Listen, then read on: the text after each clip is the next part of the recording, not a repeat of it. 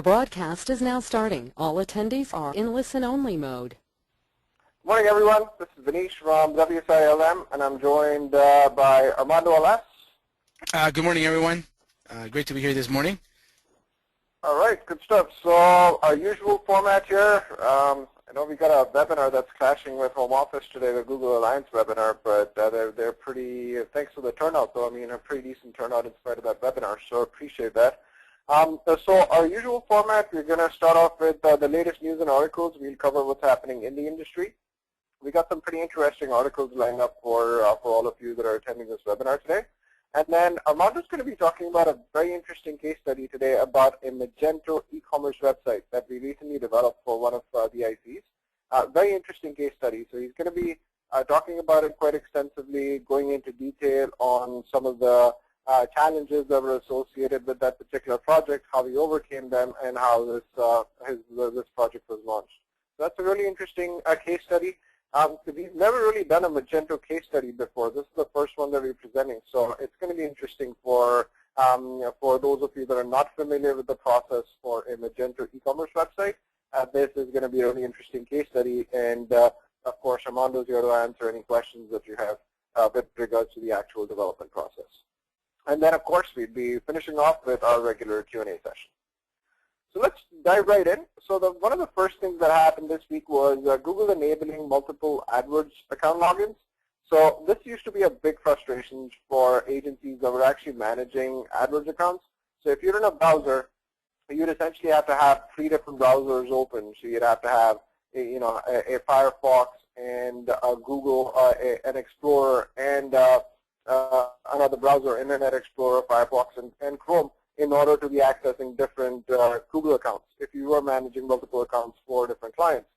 So for the longest time, the agencies were telling Google to enable multiple AdWords account logins so that this way you could be logged into one browser but having different campaigns that were open. At the same time, they hadn't accommodated this particular feature, but now they finally have. So you can basically toggle between different accounts without actually having to sign in separately. So you can have different browsers open. So you can have like 4, 5, or 6 different versions of your browsers open, and you can actually switch between accounts. Plus, you can also log into different accounts right from the same account itself. So over here in the screenshot, as you can see, you have this account Jane Smith, and then you can see that there are several different accounts that are linked at the bottom, so you can toggle between these accounts, all of them in one interface itself. You don't have to actually open up different browsers. So this was a huge sigh of relief for a lot of the agencies that were managing multiple AdWords accounts, because it was a nightmare before, where you had to switch between accounts all the time when you're managing AdWords. So now you can actually do it right from one interface itself. So that was a big change that happened. And this particular article is really interesting. We wanted to showcase it in this particular webinar just because we see that there is a lot of buzz about remarketing. People are starting to utilize remarketing quite extensively, especially with the holiday season that's coming up. And a lot of the ICs have a lot of questions on remarketing. And a lot of the times you'll see that for some of the ICs, remarketing doesn't necessarily work. It fails. And there's a lot of reasons for that, and that's what we're going to be going into. This gentleman here has written a really good article. Eric Couch, he's a columnist with Search Engine Land. So he's written a really good article when it comes to remarketing. So I would really suggest that all the ICs that are interested in offering remarketing as a service to their clients spend a little bit of time digesting this information. VA suppliers, production centers, of course, have incorporated a lot of the stuff that Eric is talking about. But it's a great refresher on how powerful you can really make remarketing and how advanced it is. So in this particular article, Eric talks about 5 tips for your Q4 remarketing strategy that you can incorporate so as to make it even more powerful, right? Let's take a look here at some of these tactics that he's talking about. So the first thing that Eric is talking about is this particular. One second here, I'm just going to enlarge my screen so you can see it properly. So the first thing that Eric talks about is utilizing analytics remarketing lists. So a lot of the ICs are not aware of the fact that you can actually go into your analytics especially if you have like e-commerce campaigns or accounts that you're running, and you can actually create custom segments. So in this screenshot over here, you can basically see Eric creating a custom segment where he chooses the option, remarketing type. You can either choose allow Google to manage the list, users who validated or visited a specific section of the website, users who completed a conversion goal, or you can create your own remarketing type using segments. So in this case, Eric chooses creating his own remarketing type using segments. Now what you can do is that you can actually create segments based on segment you users by transactions and revenue. So he wants to look at transaction, at revenue, product that was purchased. You can start building and segmenting lists based on all of these different parameters. So you can basically put in saying that show my ads to show this particular banner ad to this user that has X amount of revenue in terms of purchases on the website. And everything's tracked via a cookie. Or you can basically talk about the fact that to not show my remarketing ads to customers that are 10 days after a transaction. All right, so the remarketing ads not going to be displayed to customers that are 10 days till 10 days have passed by once they've done a transaction on the website. Or you could have a remarketing list created based on product.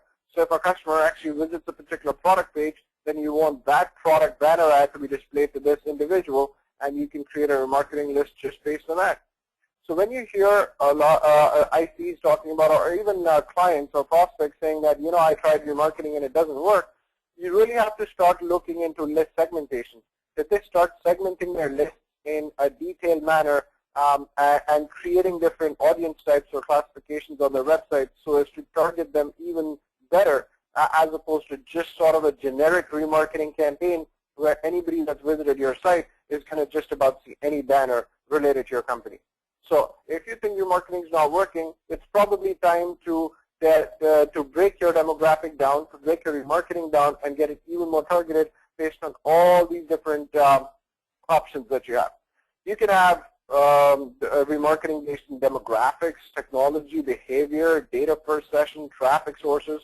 Like there's tons of ways that you can actually generate remarketing lists, segment your customers, and then showcase specific text and banner ads based on the category or the list that your visitors belong to. Right. So this is the first tip that he provides. So it's one of the best tips. A lot of the times we see that the remarketing is not segmented. It's across the board. You're just plastering out banner ads or text ads to people that have just visited your website without really any thought behind remarketing. That's one of the reasons why it doesn't work as well. Now, also bear in mind that if your site's getting 100 visitors, I mean, that's not a lot of visitors to start doing targeted remarketing. This is more so for sites that are getting a decent amount of traffic on the website. If you're getting 1,000, 2,000, 3,000 visitors and up is when you can start doing some pretty good segmentation and then do remarketing based on that segmentation. The second tip that Eric provides us is with regards to exclusion, right? So what he talks about is when you're setting up your remarketing campaigns in Google AdWords, be sure to also utilize the exclusions. So, he gives the example of like a YouTube cat video, right? So he's like, when I'm browsing something that's business-oriented, I don't necessarily want to look at a video of a cat that's rolling on the floor, right? So what he says is that you can monitor your AdWords campaign, your remarketing campaign. You can basically see as to what's getting traction, what's not getting traction by looking at your publisher list. You can generate that report in Google AdWords so that it shows you all the sites where your remarketing ads are getting displayed, and then you can see where your engagement is higher or where your engagement's lower, and start weeding out the sites. And sometimes you'll just know by just looking at the website URL, you know that that's not a very good site to be showcasing your remarketing ad, to your potential customers. And even if you do want to showcase it at your potential customers, you want to do it on sites that are relevant to what you're probably selling, because again, different customers are in different at different times and they are in different moods, right? So you don't necessarily, let's say, want your ad to come up in an entertainment or a celebrity gossip website, because the customer is not necessarily inclined to pay a lot of attention to your ad. That's another reason why perhaps your remarketing is not doing as well because it's appearing in a lot of sites where the customers are just not into your ad at that point in time. So it's just kind of leading to banner blindness. They don't even see what's out there. They're just focused on the content. So you don't necessarily want to have your ad appear where they're not really going to pay attention to it. Now, if they're on a business site or something that's related to your product offering or your service, then it makes complete sense to have your remarketing ad displayed over there, right? Remember, this is all advanced remarketing tactics, right? So that's why you're now taking your remarketing to the next level. You can also analyze your reach and your frequency. So in your campaign, you can actually look at what the reach is and what your frequency is so that you can start putting in some caps, right? So if you see that once a particular user has seen your ad 5 times in a matter of 24 or 48 hours, you can put a cap. There's no point showing the same banner ad to a person 7 times in a day or 8 or 10 times a day if you know that that thing is not converting. Because you'll observe that after a certain point in time, there is a point of diminishing returns where the banner is not really doing anything for that person. So what you can do is that you can actually adjust your reach and you can adjust your frequency, right? So you can do this in the AdWords Dimension tab, where you can basically say that this every visitor should be displayed my ad 3 times a day or 4 times a day, and that's it. So you can have a frequency cap that you can set up in your Dimensions tab in AdWords. In a similar fashion, you can also adjust your reach in AdWords. So this is again, as you can see over here, he's just doing some data analytics where he's pulled his frequency and reach data, and then you can see impressions per day, unique users, clicks, conversions, click-through rate, and the conversion rate. So you can basically do this analytics, pull this data for your own campaign that you're running, and then you can see what's happening with regards to the impressions. As you can see, as the impressions per day are increasing, the clicks, the click-throughs are definitely going down. The click-through rate is really low when it comes to like 5 or 6 impressions or 7 impressions, and so is the conversion rate. Now the conversion rate seems to be high with the 5th impression. You have to kind of look at this data on the whole and see what works best for you at the end of the day, right? But there is a clear drop-off once you're hitting 5 impressions a day. 6, 7, and 8, very low click-throughs and low conversions. So this is something that you have to keep in mind as to what your ideal target is, because you have to have that fine balance where you don't want to upset your visitor by showing too many of your ads, but you also want to make sure that it's the best conversion rate for you. So this is another tip that he has, which is the reach and frequency adjustment. Then Eric talks about remarketing for dynamic search ads. So for the ones that are not aware of what dynamic search ads are, they basically are ads, especially useful for e-commerce accounts where they'll dynamically generate ad headlines that are tailored to your matched product, right? So you don't necessarily have to put in the ad headline. The dynamic search ads basically will generate their own headline based on what the user types in the search bar, right? So what you can do is you can do remarketing specifically for dynamic search ads, right? So that's another pretty useful tactic, high conversion rate tactic that Eric talks about. And finally, he talks about the fact that you can diversify your marketing platforms, right? So it's not just Google that you can do remarketing. You can do YouTube. YouTube is great for remarketing because, again, users are typing in different keyword searches when it comes to looking at videos on YouTube. And if there's something that matches what you're typing in, your ad's going to get displayed, right? You can also do Twitter remarketing now, and you can also do Facebook remarketing. So there's these 2 other platforms that you can basically utilize and try and see as to what kind of a return it's giving you. So all in all, some pretty great tips from Eric when it comes to remarketing tactics.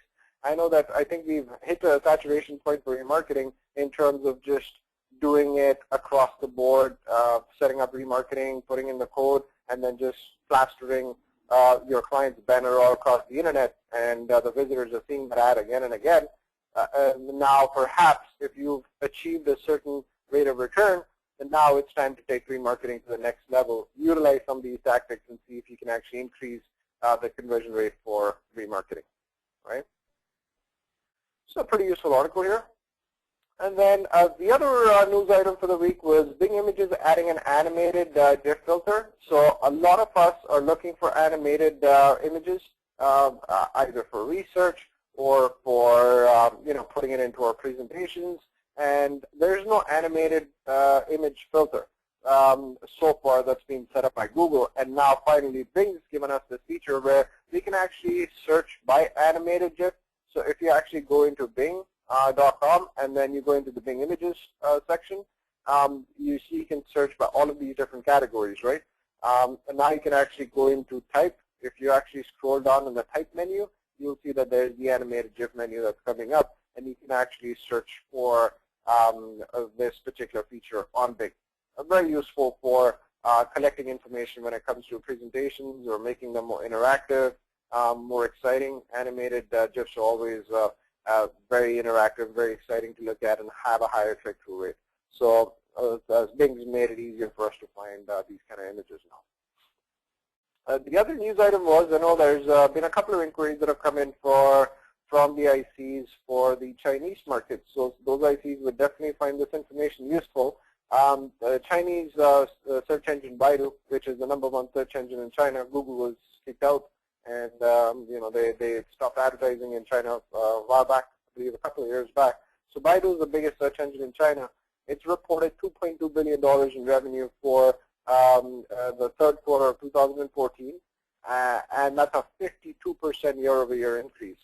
So as you can see, the Chinese economy is kind of moving online. A lot of traction happening over there. The recent Alibaba IPO must have really sparked interest back in the internet. Trading IPO like 30, 40, $50 billion or so. A very successful IPO by the company's owner, Jack Ma. And what was interesting was the CEO, Robin Lee, mentioning the fact that the site's mobile traffic surpassed PC traffic last quarter, with mobile revenue representing 36% of total revenue. That's happening in China. I mean, no surprise. It's going to happen in North America and in Europe. And we're already seeing all the statistics pointing to mobile rising as far as usage is concerned.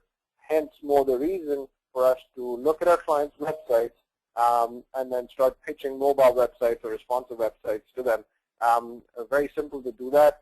We showcased a couple of tools where you can take screenshots of how a prospect's or a client's website is looking in the different browsers and the different screen sizes.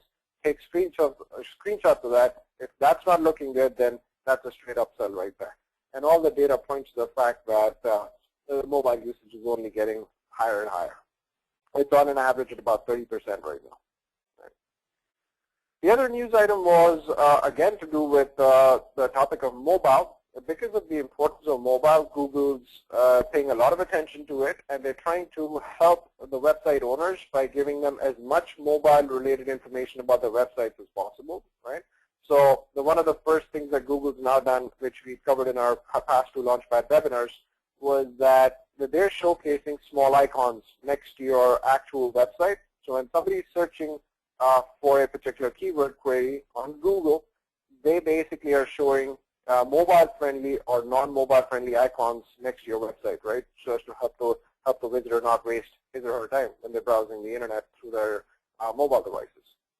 Now, in order to help the actual webmasters, website managers, there's a mobile usability report that's been launched in Google Webmaster Tools that's going to be reporting specific issues and errors that are associated with the mobile aspects of your website. Really, really good report, because this is data that can be used to convince a visitor, convince a client or a prospect so as to switch over to a responsive website or a mobile-friendly website. And they talk about things like, is your viewport configured? Are the touch elements too close? Is the font size really small? Is there flash usage? Is the content not sized to your viewport?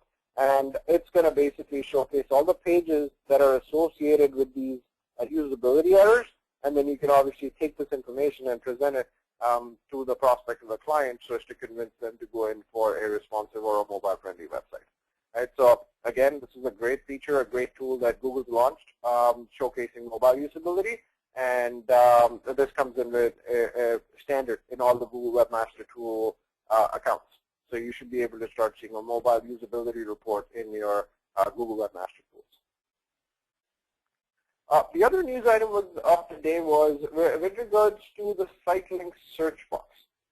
So a couple of LaunchPad webinars back, I think it was a couple of weeks back, we reported that Google is now showcasing a search within a search. What does that mean? So let's say if you type in this case, based on the screenshot, you type in YouTube, right? So your YouTube website comes up. As opposed to going to the YouTube website, what Google started doing now is that they've started popping up a search box or under the YouTube website itself, where you can actually do a search right there without actually having to go to the YouTube website. So you can actually just type in whatever search you're looking for, hit the search icon, and then it actually brings you right to the search page. Again, it's all about relevancy, right? So Google's basically done that, and it's a pretty useful feature so that you're avoiding an extra step of actually going to the YouTube homepage and then doing a search. You can do a search within a search right on Google's homepage itself within that particular website. And it's not just for big sites like YouTube. It's also starting to appear for some other branded websites that are large websites with a lot of pages. You can actually do searches right from Google's interface itself.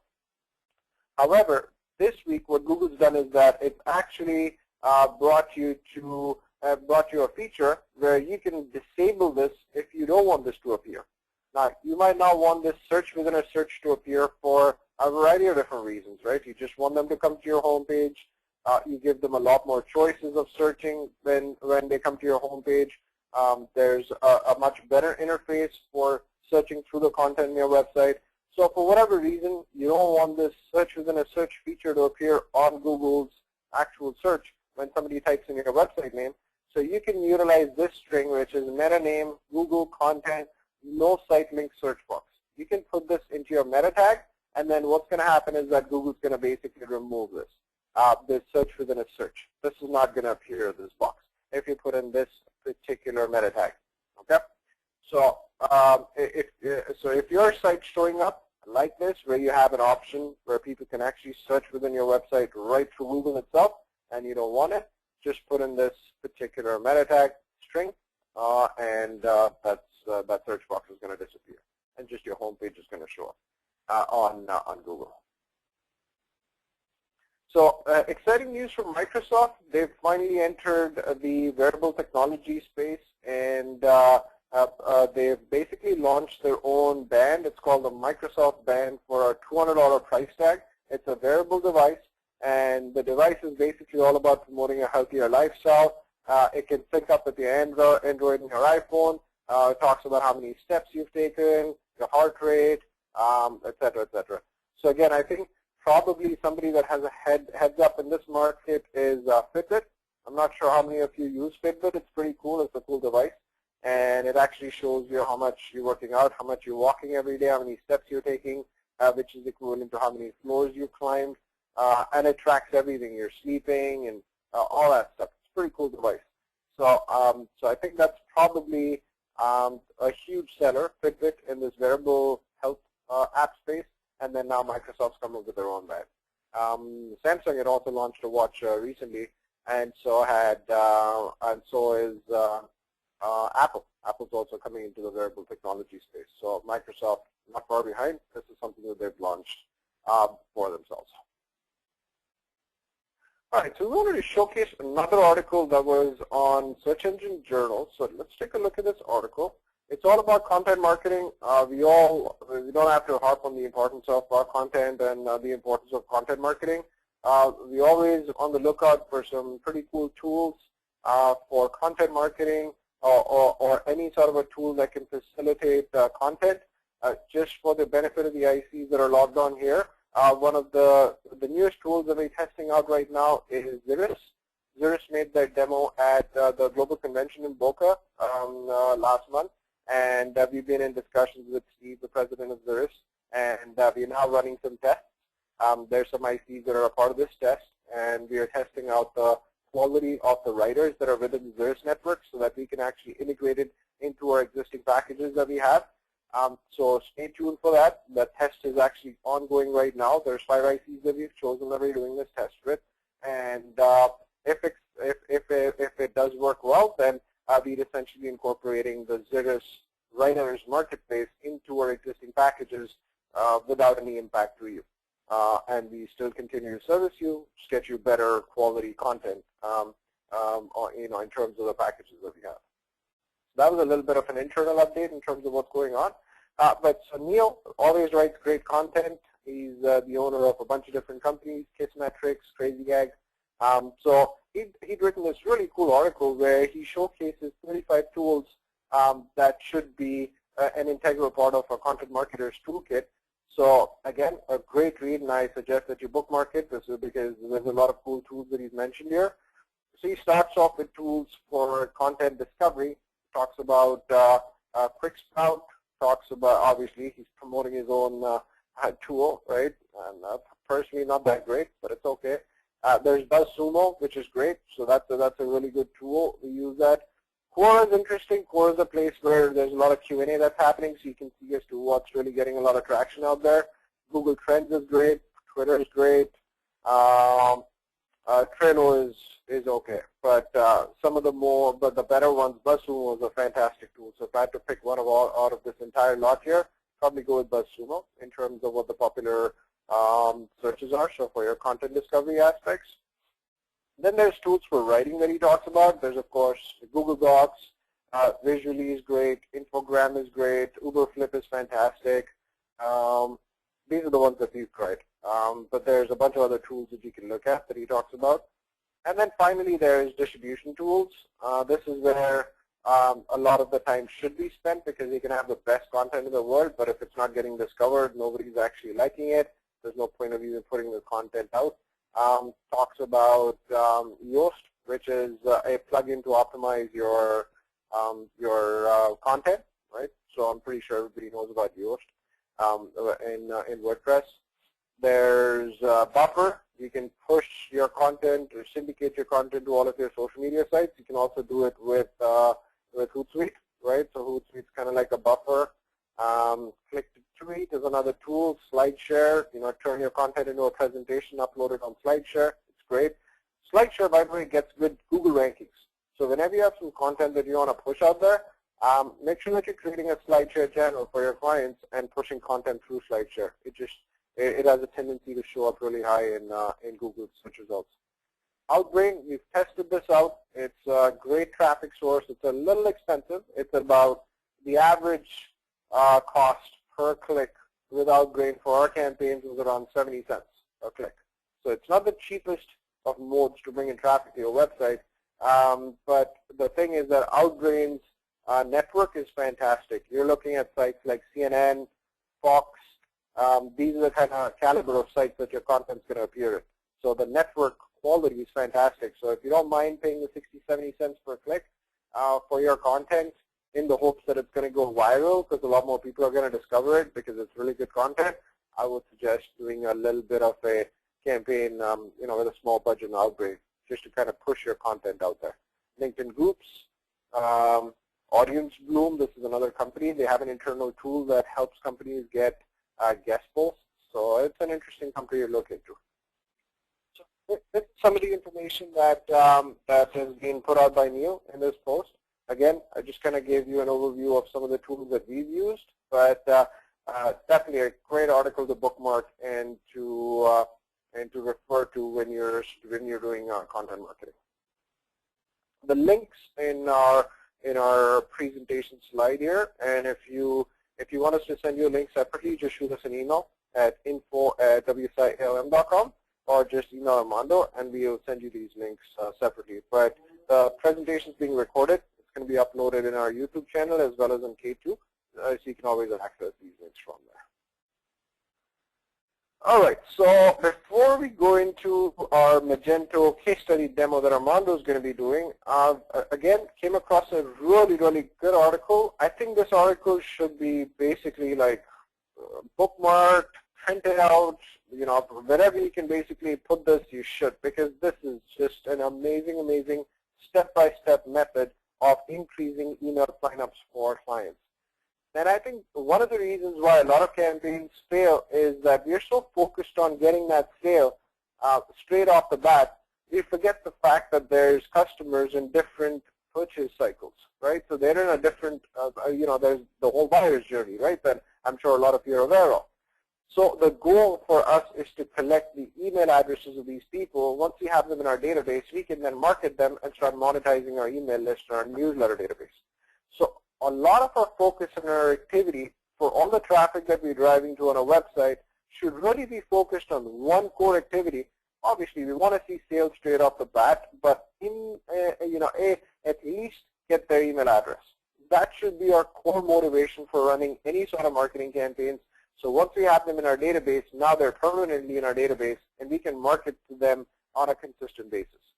So any sort of a goal, when we set up for any sort of a campaign, any sort of a digital marketing campaign, whether it's SEO, paid, media buying, or what have you, it should all focus around the first goal that should be set up for that campaign should be newsletter signups, email signups.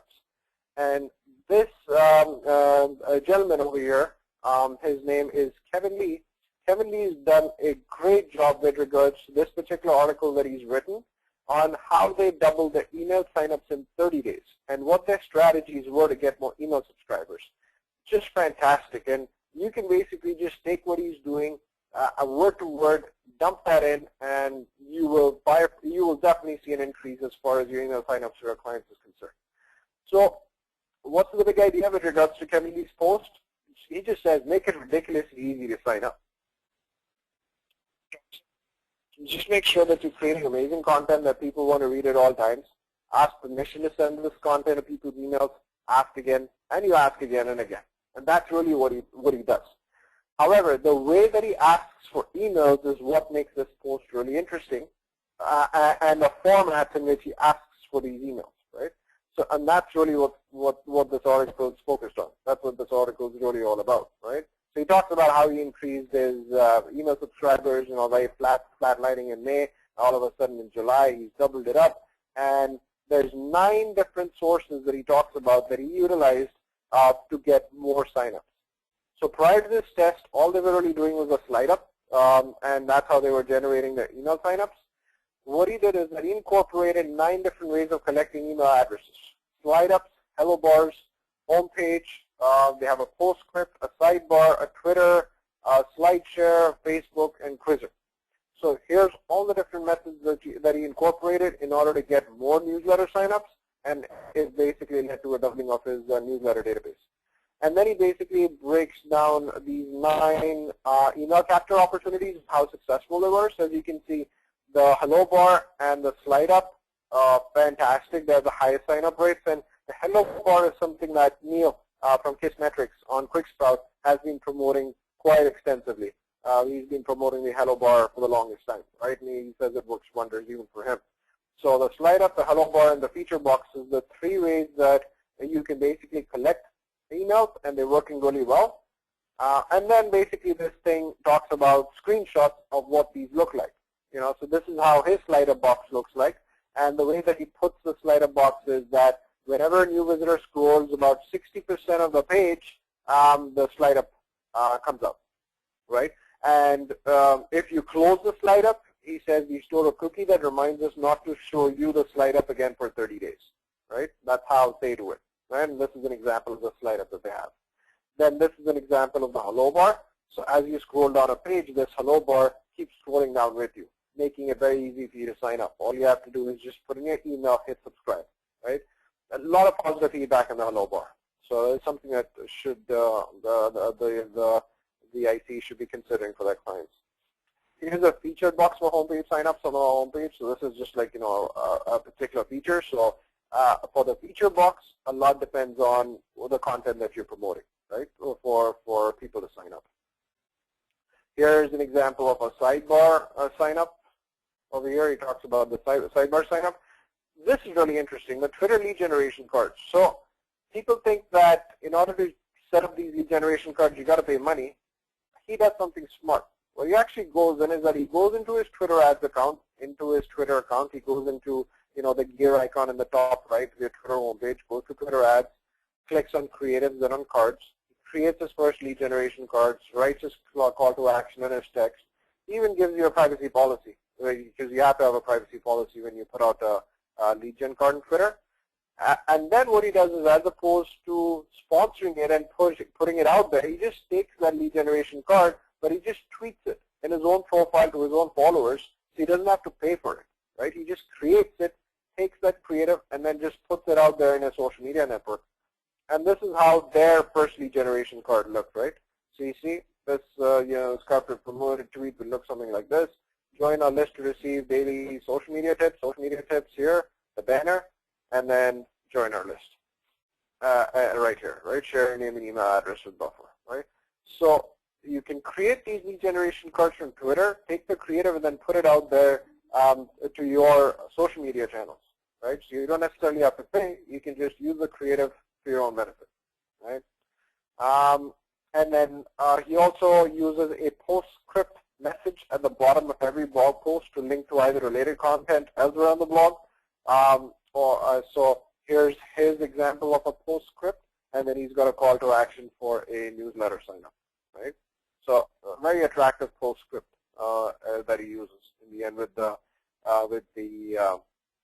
blue icons, right? There's also a Facebook email signups. He talks about this integration in MailChimp, where he talks about syncing MailChimp lists with Facebook page directly, and you can collect email signups right from your Facebook account. So MailChimp has this app you can incorporate into your Facebook page, and then people right from your Facebook page can sign up for your email list right away, right from there. Pretty cool. And then he talks about some other sources like SlideShare and Quizzer. SlideShare, he says he added a lead capture form that appears after the 5th slide in all of our presentations, right? And you can click on that and you can take a look at how that looks like. And then there's some other ways that he's talked about. But a very, very cool article on showcasing all the different methods that can be utilized for increasing your newsletter signups. But it all boils down to these 9 tactics that he utilized in order to increase his email signups. Really cool article, and even if you can just incorporate a slide up, a hello bar, and a feature box on your client's websites, you should see a substantial increase in their email collection. And it's all about emails at the end of the day. You don't leave as valuable as your database is. So how big of a database do you have? How big of a database do your clients have is the question you should be really asking. Great. So I'm going to pass it on to Armando. As I mentioned, he's got this great case study today of Magento. This is the first time we're demoing a Magento e-commerce website case study, so pay special attention. And yeah, feel free to ask any questions to Armando. Go ahead, Armando. Yeah, thank you, Vinish. Great. So basically, what we wanted to touch base today in regards to the Magento e-commerce website that we recently launched with an IC. The website is hrsdirect.com. Basically, HRS, just to kind of give you a bit of a background on the company, it's a medical products company, and they pretty much service a professional medical community.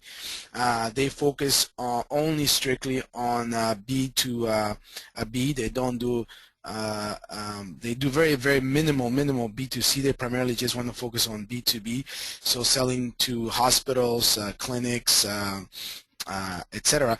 And they have a very interesting business model, because what they want is basically for their suppliers or the brands that they carry to ideally also be the ones managing their stock online, their product stock, right? So when they approach the IC, number one thing is they definitely needed a total revamp of their site. They've had this site for quite a long time. Their previous site was in ZenCart. I'm not sure how many ICs are familiar with ZenCart. It's an okay shopping cart, but it pretty much it wasn't meeting the needs of the client. It pretty much the client had outgrown the technology, so they were looking for something new, something different that they could definitely take it to the next level and provide with more flexibility and the ability to customize certain aspects of the website. Sorry, of the e-commerce technology. Basically, they moved on to review the Magento platform and really wanted to take that direction. Obviously, because of the limits that were given by ZenCart. So, and also, they wanted to have a new look and feel. if you look at their old website, you would notice that it's very stale, there's really no conversion optimization elements on the website. It was very, very basic. I mean, you can actually go to, if you don't mind, Vinish, you can go to, right now we're still, this is the new site, hrsdirect.com, but you can, because we just launched it, we're still working on the old site, having it live. It's hrs-direct.com, just to kind of give the, just put a hyphen, yeah.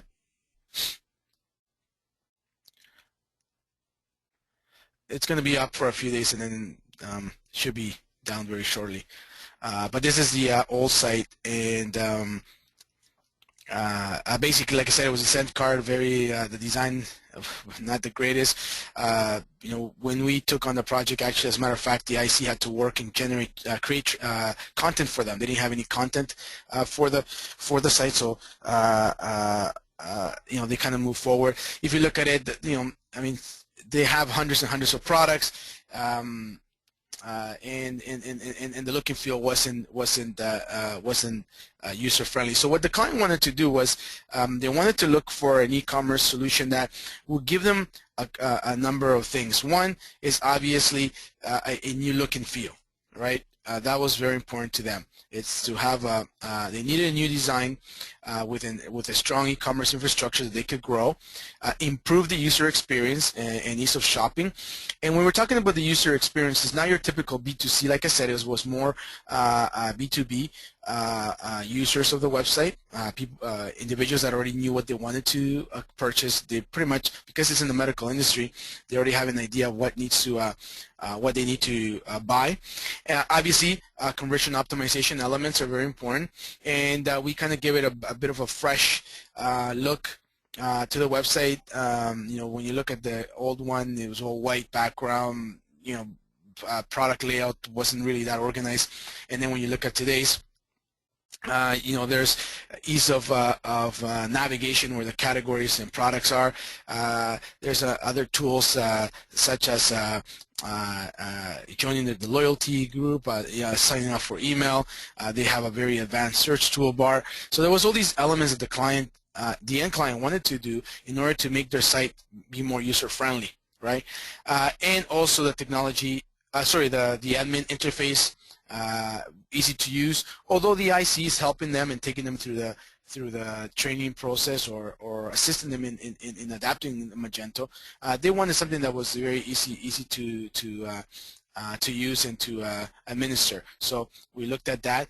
The technology needed to be SEO friendly, very important, and one of the elements that we are working as a phase 2 is actually the supplier integration, where you give the supplier the ability to upload their own products into the website. So every supplier will have their own login and pretty much, you know, populate in their section their products. So it kind of works on a custom basis, because every supplier will have their own login and will have the opportunity to manage some certain categories and products on the website. So that was the main thing about this Magento e-commerce request. So what we did was we developed a 10-15 pages Magento website. So apart from all of the shopping cart and e-commerce pages, we also created 10-15 pages of content, which was an area where previously the client did not have in their old site, and it was much needed as they wanted to launch an SEO campaign with their new website. So we actually took that and created 10-15 pages. We added the e-commerce Magento store, set that up. We added the shipping and handling modules, and the client also wanted to have different types of payments, whether it be via PayPal or COD, credit card payment. So we kind of integrated this using the out-of-the-box solution. We kind of added this to the shopping cart.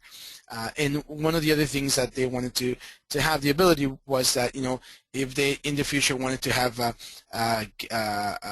different modules such as gift certificates, loyalty, loyalty program.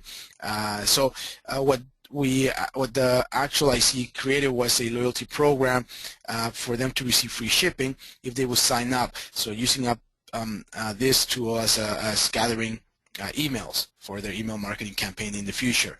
Okay, so we did also add that component, and basically right now we're at that stage that we're working on the supplier, just fine-tuning the supplier integration. But the client obviously wanted to launch the site.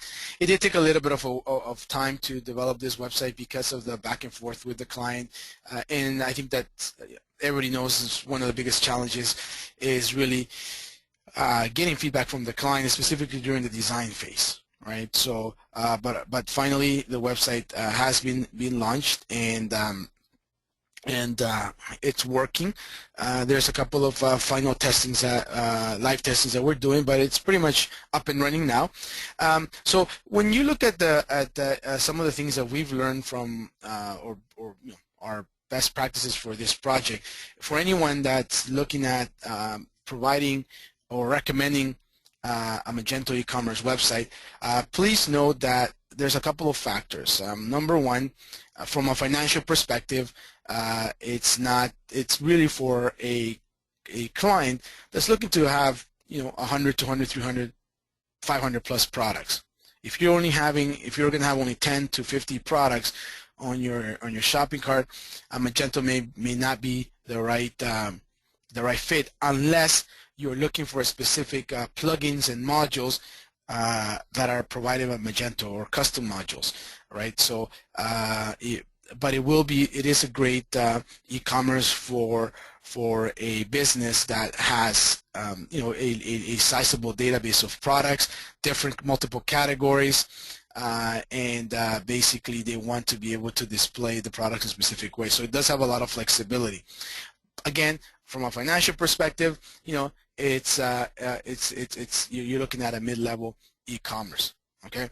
The other key thing is that Magento has an enterprise,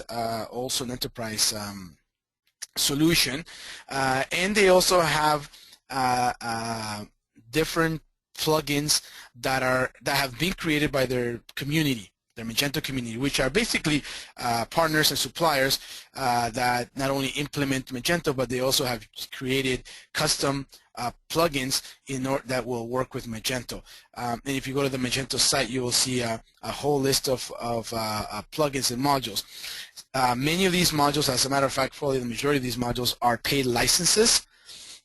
So for a license fee, you can actually implement or integrate it into your Magento. Now, when you're dealing with a third-party plugin company or a plugin developer, you have to make sure that you are prepared to follow a bit of a testing phase, because although the third-party supplier may give you the plugin, there's an element of testing, and sometimes what ends up happening is as you're integrating this into the Magento website, errors will occur or may occur. Okay, and in this case, we've had this issue. The client was able to. They wanted a third-party integration system from their community, Magento community. They did the research with these extensions, and basically, it sounded like it provided everything the client needed. So we added the extension, and as we added the extension, we our team had a bit of a challenge making it work. So we went back and forth with the IC and with the community, the supplier. So it does take you have to understand that although there is, as you can see in the Magento community, there is, you can even integrate it with WordPress blog, different free and also paid plugins or extensions or modules. You have to also take into consideration that there has to be a bit of a testing phase to make sure that it works properly. Just because they're advertised here doesn't mean that's going to work with every setup, because it also depends on the way the team has originally set up the website that it will react. The plugin will react to your specific website. So that's one of the advantages of Magento. It's really their community. But just word of advice: if you're going to be doing something like this, just make sure that if you're bringing in a third-party plugin, that you buy yourself some time so that way you can test it, and you know, you're not put into pressure by time to launch the site, and the site can't be launched because of a plugin. And this typically seems to happen sometimes when even when we're dealing with WordPress or Joomla and we're putting in a third-party module or license. Yeah, although you may get support from the third party, it doesn't always work as you want it to work. So please, if you are adding this, make yourself you allocate time for that. The other key element, and very important also that we learn, is that not all hosting companies, although they may tell you they are able to, they're compatible and they can host Magento, be very, very wary, meaning that you know, if your client has already a hosting company, just make sure that that you touch base with the hosting company, you give them the version that you're planning to launch on their platform. You want to make sure they have all of the hosting modules to support your website. Okay, because we had that situation. You know, we're ready to go, and basically the specific hosting company didn't have the latest plugins or modules from a hosting perspective to support the website, so we had to move it to a new hosting company. And when we moved to a new hosting company, again, we faced a couple of challenges in regards to the type of hosting infrastructure that is required. So just make sure that if you are working with Magento, that from a hosting perspective, you triple check with your hosting company, with the hosting company, to make sure that they can host Magento.